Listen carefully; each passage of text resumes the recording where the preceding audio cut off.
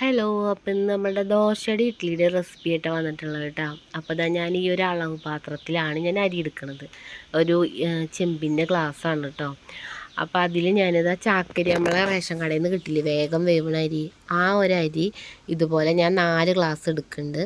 അതിൻ്റെ നേരെ പകുതി 2 ഗ്ലാസ് പച്ചരി എടുക്കുന്നുണ്ട് കേട്ടോ. അത് സെയിം പാത്രത്തിൽ തന്നെ. നിങ്ങൾക്ക് 2 ഗ്ലാസ് ചാക്കരി എടുക്കുകയാണെങ്കിൽ 1 ഗ്ലാസ് പച്ചരി എടുത്താൽ മതി. അങ്ങനെ ഇതിൻ്റെ ഹാഫായിട്ട് കൊണ്ടുവന്നാൽ മതി. പിന്നെ പച്ചരി 2 ഗ്ലാസ് എടുത്ത കാരണം ഉഴുന്ന് ഞാൻ 1 ഗ്ലാസ്, അങ്ങനെ പകുതിയായിട്ട് വേണം എടുക്കാൻ കേട്ടോ. അപ്പോൾ അത് എല്ലാതും കൂടി എടുത്ത് നന്നായി വെള്ളം ഒഴിച്ച് ഒരു 3-4 വട്ടം കഴുകി വൃത്തിയാക്കുക കേട്ടോ.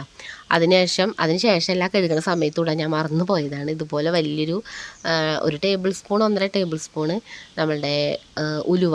ഞാൻ ഇത്രയും കൂടുതൽ അരി ഇതൊക്കെ എടുത്തോണ്ടാണ് ഇത്രയും ഉലുവട്ടത് ഉഴുന്നതാണ് വരുന്നത്. അപ്പോൾ അത് ഇതാ ഒരു 4-5 മണിക്കൂർ വെച്ച് കുതിർത്തതിൻ്റെ ശേഷം ഞാൻ രാവിലെ ഇടും, പിന്നെ വൈകുന്നേരം അരയ്ക്കാൻ എടുക്കും. ഇതുപോലെ നല്ല വെണ്ണ പോലെ അരച്ചെടുത്തിട്ട് ഇതുപോലെ ഒരു പാത്രത്തിലാക്കി വെക്കും, നല്ല വലിയ പാത്രത്തിലാക്കിയിട്ട്. എന്നിട്ട് ഞാൻ ഈ വിസ്ക് വെച്ചിട്ട് നന്നായിട്ട് ഉഴുന്നിൻ്റെയും ഉലുവടിയും അതെല്ലാം കൂടി വെച്ചിട്ട് നന്നായി മിക്സ് ചെയ്ത് വെക്കും. പിറ്റേ ദിവസം എന്താ അതുപോലെ പൊന്തി വന്ന് സെറ്റായിട്ടുണ്ടാവും കേട്ടോ. അപ്പോൾ ഇതുപോലെ ഒന്ന് ഇളക്കിയിട്ട് നമ്മളൊരു ചെറിയ പാത്രത്തേക്ക് മാറ്റും.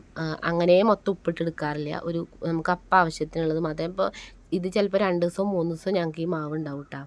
അപ്പോൾ ഞാൻ ഒരു കുഞ്ഞിപ്പാത്രത്തിൽ നിന്ന് ദോശ ഉണ്ടാക്കാമെന്ന് വിചാരിക്കുന്നത്. അപ്പോൾ കുറച്ച് വെള്ളം ഒഴിച്ച് ലൂസാക്കിയിരുന്നു കേട്ടോ. പിന്നെ എന്താ നമ്മളെ എല്ലാവരും ദോശ ഉണ്ടാക്കുന്ന പോലെ തന്നെ കല്ല് വയ്ക്കുക, ചൂടാക്കുക, എണ്ണ പുരട്ടുക, ദോശ പരത്തുക, വീണ്ടും എണ്ണയോ നെയ്യോ എന്താ നമ്മളെ കയ്യിലുള്ള വെച്ചാൽ അത് തളിക്കുക. എന്ത് തളിച്ചാലും ടേസ്റ്റ് ആട്ടോ സംഭവം. നെയ്യ് ഉണ്ടെങ്കിൽ ഒന്നുകൂടി അടിപൊളിയാവുമെന്ന് മാത്രം. പിന്നെ അതിലേക്ക് സാമ്പാറോ ചട്നിയോ ചമ്മന്തി എന്ത് വേണമെങ്കിൽ നമുക്ക് ഇന്ന് എല്ലാതും ഉണ്ട് കേട്ടോ. അപ്പോൾ ഒന്ന് മൊത്തം നമ്മൾ ഉച്ചയ്ക്ക് കൂടിയിട്ട് സാമ്പാറാണ് ഉണ്ടാക്കി. പിന്നെ കൊള്ളി ഉണ്ടായിരുന്നു, അപ്പോൾ കൊള്ളി ഇഷ്ടം ഉണ്ടാക്കി. പിന്നെ വീഡിയോ എടുക്കേണ്ട കാരണം ചട്നി ചമ്മന്തി ഇല്ലാതെ ഉണ്ടാക്കിയിട്ടുണ്ട്.